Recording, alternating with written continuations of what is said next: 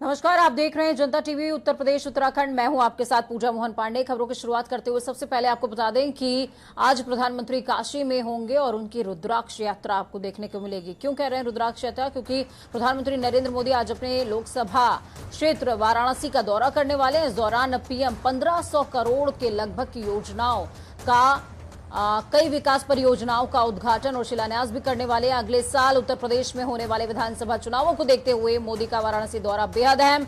ये दौरा बीजेपी के विधानसभा चुनाव अभियान की शुरुआत तो आगाज के तौर पर देखा जा रहा है, क्योंकि परियोजनाओं के उद्घाटन के बाद प्रधानमंत्री एक जनसभा को भी संबोधित करने वाले हैं।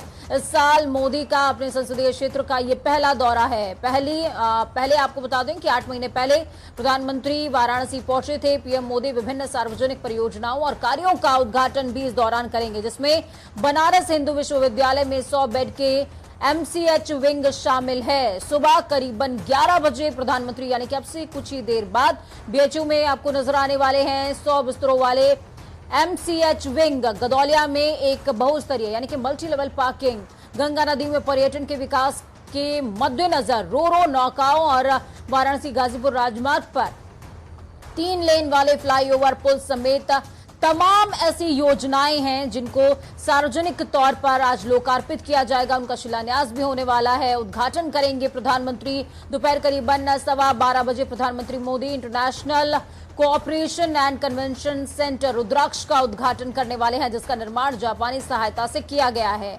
पीएम मोदी कोविड-19 की तैयारियों की समीक्षा के लिए अधिकारियों और चिकित्सा पेशावरों के साथ मुलाकात भी करेंगे। पीएम मोदी के स्वागत करने के लिए राज्यपाल आनंदीबेन पटेल और सीएम योगी वाराणसी पहुंच चुके हैं। आपको बता दें कि जापानी डेलीगेशन भी पहुंचा हुआ है, जिसमें 500 लोग करीब बताए जा रहे हैं।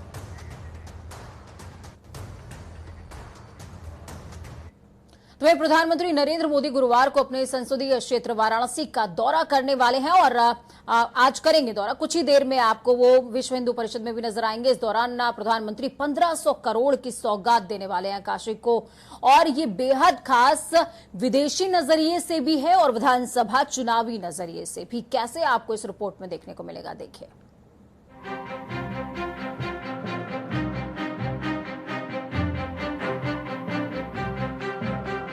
प्रधानमंत्री नरेंद्र मोदी अपने संसदीय क्षेत्र वाराणसी में 15 जुलाई को मौजूद होंगे, लेकिन लगभग 8 महीने बाद पीएम का काशी आना बेहद खास वैश्विक दृष्टि से भी है, क्योंकि प्रधानमंत्री काशी में भारत जापान मैत्री के प्रतीक रुद्राक्ष कन्वेंशन सेंटर का भी लोकार्पण करने वाले हैं। जिस समय ये उद्घाटन होगा उस समय जापान के प्रतिनिधियों के मौजूद होने की संभावना है, जिसमें 500 लोग शामिल होंगे। और तो और इसी समय रुद्राक्ष के उद्घाटन पर जापान के प्रधानमंत्री का ऑडियो विजुअल संदेश भी सुनाया जाएगा। आपको बता दें कि शिवलिंग के आकार के इस रुद्राक्ष कन्वेंशन सेंटर को जापान की मदद से बनाया गया है, जिसकी लागत 186 करोड़ है। रुद्राक्ष को भारतीय और जापानी शैली में सजाया जाएगा, जिसके लिए जापानी फूल, जापानी हाथ के पंखे, जापानीज बैम्बू जैसी कई चीजों का इस्तेमाल किया जा रहा है। साथ ही इस दौरान प्रधानमंत्री करीबन 744 करोड़ की पूरी हो चुकी योजनाओं का लोकार्पण करेंगे और लगभग 839 करोड़ की योजनाओं का शिलान्यास करेंगे। केंद्रीय petrochemicals engineering and technical institute का skilling and technical sport centre का शिलान्यास करेंगे, जिसकी लागत 40 करोड़ के आसपास है। सीएसटीसी के बनने से पूर्वांचल में रोजगार के नए अवसर मिलेंगे। क्षेत्रीय नेत्र संस्थान के उद्घाटन से अब पूर्वांचल के लोगों को चेन्नई और दिल्ली नहीं जाना पड़ेगा। कम लागत में बेहतर इलाज वाराणसी में ही हो पाएगा। स्वास्थ्य सुविधाओं को भी मजबूत करने के लिए पीएम मोदी एमसीएच समेत कई योजनाओं का उद्घाटन करेंगे। इसके अलावा पर्यटन को बूस्टअप करने के लिए क्रूज रोरो वाराणसी गाजीपुर राजमार्ग पर 3 लेन फ्लाईओवर ब्रिज का भी उद्घाटन होगा। काशी की कला और संस्कृति को देखने के लिए कल्चरल अपलिफ्टमेंट के तहत शहर में लगे 6 एलईडी टीवी का घाटों की जानकारी देने वाले कई जगह के साइनेज का उद्घाटन भी होगा। पेयजल और स्वास्थ्य संबंधी कई योजनाएं भी इसमें शामिल की गई हैं। तो वहीं वाराणसी को जाम से निजात दिलाने के लिए PM Modi Godaulia multi level parking और आशापुर आरओबी का भी लोकार्पण करेंगे। यानी कि वाराणसी से विश्व और विधानसभा चुनाव दोनों ही साधने की पूरी तैयारी है, जिसका रास्ता काशी के विकास से होकर ही गुजरेगा। ब्यूरो रिपोर्ट, जनता टीवी। तो अब से कुछ ही देर में प्रधानमंत्री वाराणसी में होंगे, लेकिन कल जब उनको दौरे के लिए अब आज पहुंचना था वाराणसी, उससे पहले उन्होंने कुछ घंटों पहले ही कुछ ट्वीट्स किए हैं जो आपको देखने चाहिए, जो काशी की असल तस्वीर दिखाते हैं। काशी दौरे से पहले पीएम मोदी ने अपने दौरे को लेकर के एक के बाद एक कई सारे ट्वीट किए थे। पीएम मोदी ने ट्वीट करते हुए कहा कि कल 15 जुलाई को मैं काशी में 1500 करोड़ रुपए से ज्यादा के विकास कार्यों की एक विस्तृत श्रृंखला का उद्घाटन करूंगा। ये कार्य काशी और पूर्वांचल के लोगों के लिए ईज ऑफ लिविंग को और बढ़ावा देंगे। तो सीएम योगी ने भी ट्वीट किया। प्रधानमंत्री के दौरे से पहले सीएम योगी ने ट्वीट करते हुए उनका धन्यवाद किया। सीएम योगी ने ट्वीट करते हुए लिखा कि आज आदरणीय प्रधानमंत्री जी द्वारा वाराणसी में जापान और भारत के आपसी सहयोग के प्रतीक रुद्राक्ष अंतर्राष्ट्रीय कन्वेंशन सेंटर का उद्घाटन किया जाएगा। काशी के पुरातन वैभव की पुनर्स्थापना के लिए संकल्पित आदरणीय प्रधानमंत्री जी का हार्दिक धन्यवाद।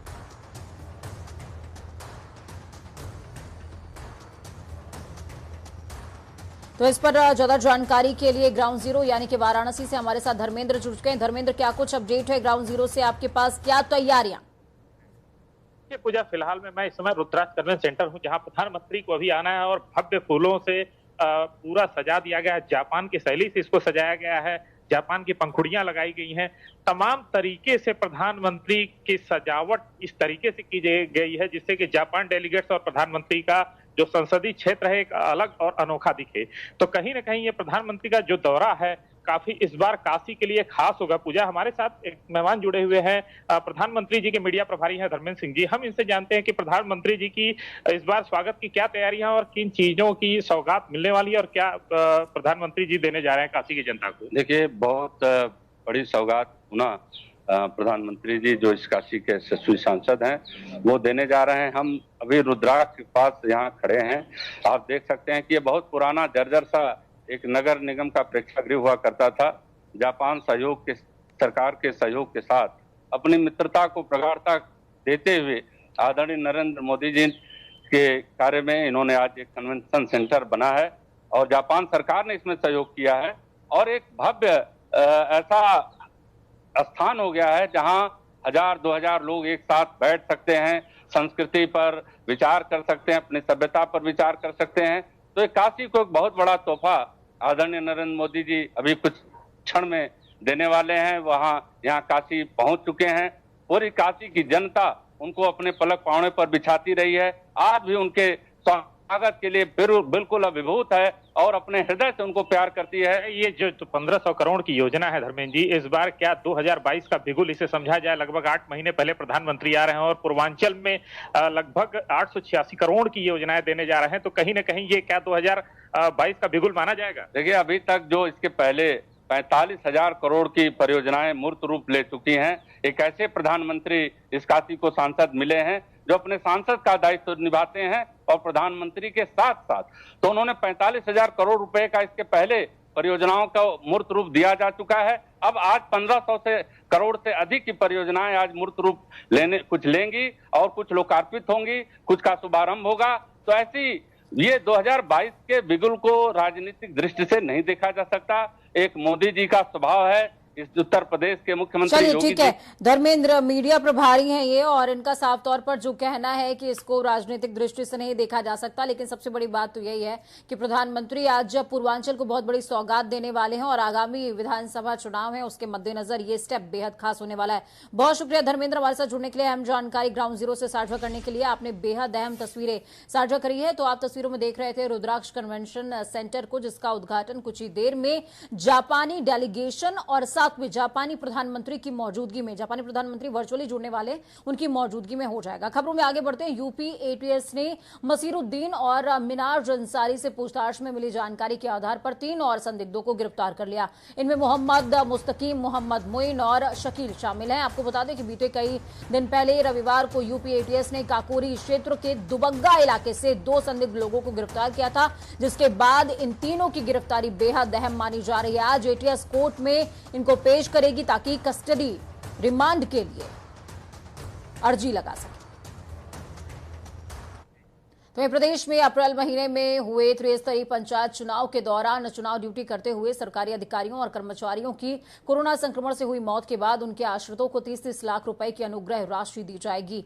इस बारे में अपर मुख्य सचिव पंचायती राज मनोज कुमार सिंह ने एक शासनादेश भी जारी कर दिया है। राज्य निर्वाचन आयोग को इस शासनादेश के साथ उस वक्त 2020 मृत सरकारी कर्मियों की सूची भी उपलब्ध करवा दी गई है। शासनादेश के अनुसार पंचायत चुनाव में चुनाव ड्यूटी में तैनात किए गए कर्मियों को कोविड-19 से चुनाव ड्यूटी के 1 महीने की अवधि में हुई मृत्यु की दशा में अनुग्रह राशि का भुगतान किए जाने के निर्देश जारी कर दिए गए हैं। तो मिशन 2022 की तैयारी में जुटी समाजवादी पार्टी पूरी तरीके से चुनावी मोड में आ चुकी है। पंचायत चुनाव समाप्त होने के बाद से अब पार्टी ने सरकार के खिलाफ मोर्चा खोलने का मन बना लिया। इसके तहत पार्टी चुनाव में धांधली, भ्रष्टाचार और बेरोजगारी के मुद्दे को लेकर आज तहसील मुख्यालयों पर धरना प्रदर्शन भी करेगी। समाजवादी पार्टी के अध्यक्ष अखिलेश यादव के आह्वान पर प्रदेश सरकार के खिलाफ आज सपा तहसीलों के मुख्यालय पर प्रदर्शन करने वाली है। प्रदर्शन के दौरान राष्ट्रपति को संबोधित ज्ञापन उप जिलाधिकारी के माध्यम से जिलाधिकारी को सौंपा जाएगा। धरना प्रदर्शन को सफल बनाने के लिए पार्टी के सभी विधानसभा क्षेत्र प्रभारियों की जिम्मेदारी उनको सौंपी गई है।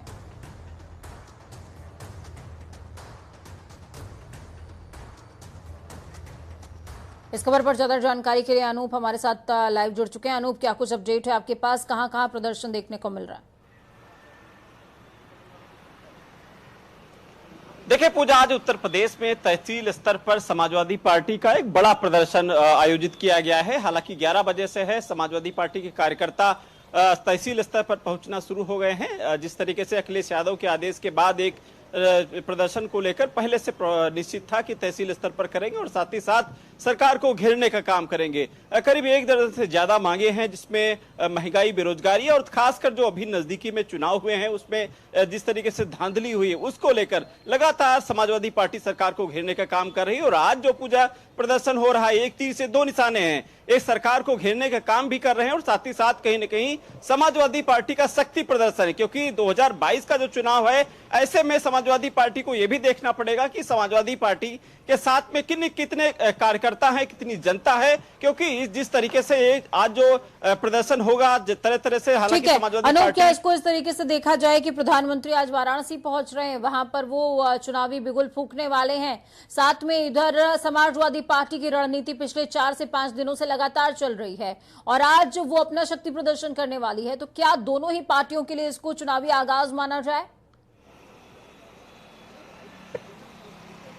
बिल्कुल पूजा, क्योंकि जिस तरीके से लगातार समाजवादी पार्टी बीजेपी को हराने के लिए लगातार प्रयास कर रही है, अपनी संगठन को मजबूत करने की कोशिश कर रही है लगातार। अभी देखना आज का जो प्रदर्शन, अब शाम तक पता चलेगा कि मोदी जिस तरीके से प्रधानमंत्री वाराणसी पहुंचेंगे वहां किस तरीके से भीड़ उमड़ती है और साथ ही साथ जिस तरीके से उत्तर प्रदेश में तहसील स्तर पर समाजवादी पार्टी के साथ कितने वहां पर कार्यकर्ता, कितने लोग वहां पर उमड़ते हैं। जाहिर सी बात है शाम तक पूजा पता लगेगा, लेकिन अभी 11 बजे से जिस तरीके से प्रदर्शन है, हालांकि समाजवादी पार्टी के कार्यकर्ता पहुंचना शुरू हैं। 11 बजे के बाद देखना होगा कितनी तादाद में लोग पहुंचेंगे। बिल्कुल, अब से 15 मिनट बाद राजधानी समेत पूरे सूबे की तस्वीर बदलने वाली है। बहुत शुक्रिया अनूप हमारे साथ जुड़ने के लिए, अहम जानकारी साझा करने के लिए। तो सूबे के लिए आज बेहद खास दिन, सत्ता और विपक्ष दोनों ही आज आक्रामक मोड में नजर आएंगे, क्योंकि 2022 दहलीज पर है। खबरों में आगे बढ़ते हैं। कोरोना के नए वेरिएंट डेल्टा प्लस ने बदायूं में दस्तक दे दी है मेडिकल कॉलेज में ही मेडिकल के छात्र छात्रा पॉजिटिव मिले हैं और इससे हड़कंप भी मच गया है। छात्र को मेडिकल कॉलेज में भर्ती कराया गया है, उसकी हालत गंभीर बताई जा रही है, जबकि बदायूं की रहने वाली छात्रा अपने घर पर क्वारंटीन है। मेडिकल कॉलेज प्रशासन ने पॉजिटिविटी समेत सभी छात्र छात्राओं के सैंपल रैंडम जांच के लिए भेज दिए हैं। जांच रिपोर्ट के हिसाब से छात्र की सिटी वैल्यू 21 और 22 है, इसलिए छात्र की हालत गंभीर है। मेडिकल कॉलेज की ओर से 15-15 दिन के अंतर पर सभी छात्र छात्राओं के रैंडम सैंपल कराए जा रहे हैं। वहीं कांवड़ यात्रा को लेकर पुलिस ने अपनी तैयारियां शुरू कर दी हैं। रूट प्लानिंग को लेकर के सुरक्षा व्यवस्था की समीक्षा की जा रही है, चूंकि अब गढ़मुक्तेश्वर और बुलंदशहर के आहार से भी कांवड़ उठने वाली है, इसलिए रूट डाइवर्जन प्लान भी नए सिरे से बनाया जा रहा है। कांवड़ पटरी मार्ग को भी दुरुस्त किया जा रहा है। इसके अलावा अवैध कट बंद करने के लिए ट्रैफिक पुलिस की जिम्मेदारी भी बढ़ गई है। तो वहीं बाकी विभाग भी समन्वय बनाने की कोशिश पूरा कर रहे हैं और इस काम में जुटे हुए हैं। कांवड़ यात्रा को लेकर इस बार नया रूट प्लान तैयार किया जा रहा है और बस इंतजार है तो सरकार के आदेश का।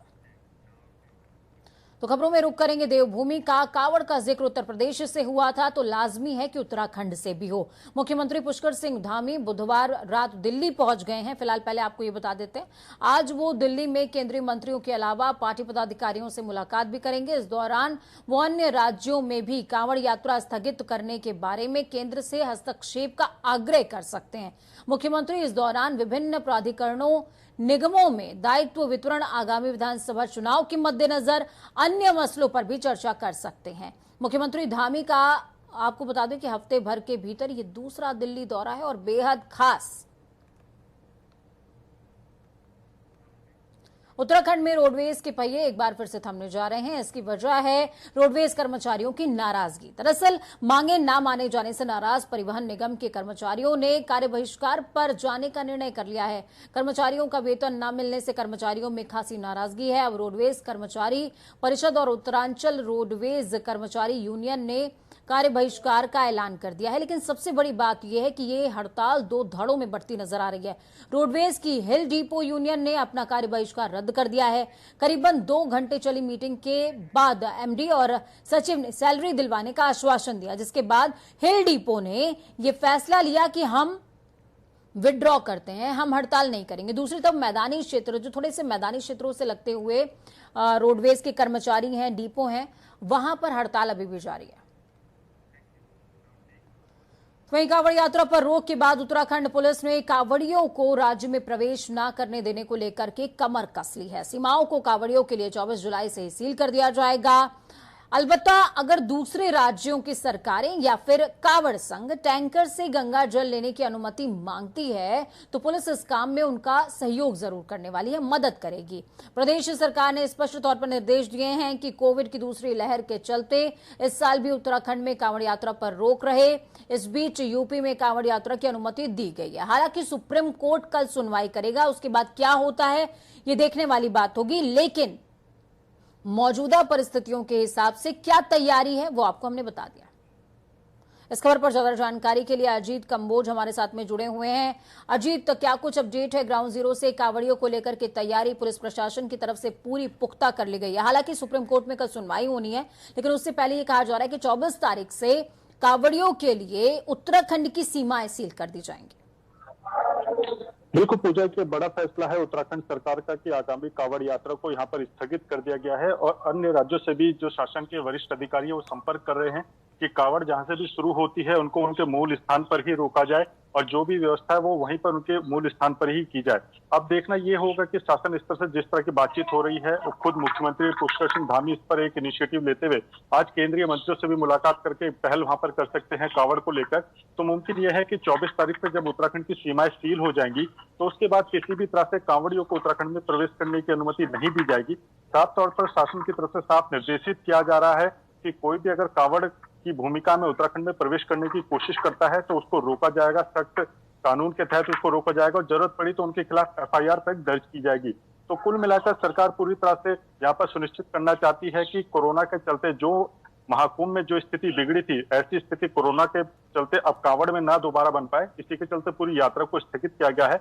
और कोई जोर जबरदस्ती से अगर उत्तराखंड की सीमा में प्रवेश करने की कोशिश करेगा तो उसके तहत यहाँ पर दंडनीय एक कानून के तहत उन पर मुकदमा दर्ज कराया जाएगा और सीधे तौर पर FIR दर्ज करने की भी बात हो रही है। बिल्कुल, बहुत शुक्रिया हमारे साथ जुड़ने के लिए अजीत, अहम जानकारी ग्राउंड जीरो से साझा करने के लिए।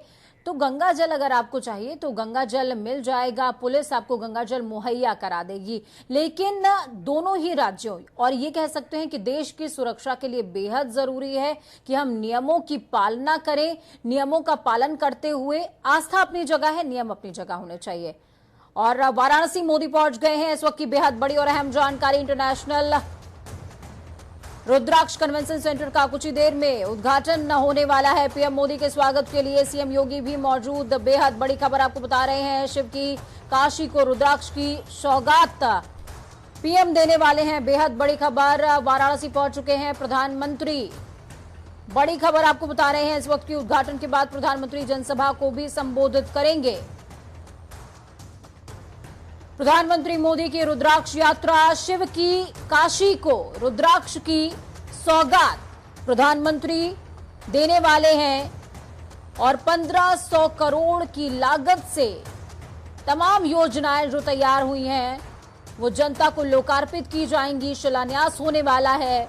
बेहद खास आज का दिन पूर्वांचल के लिए।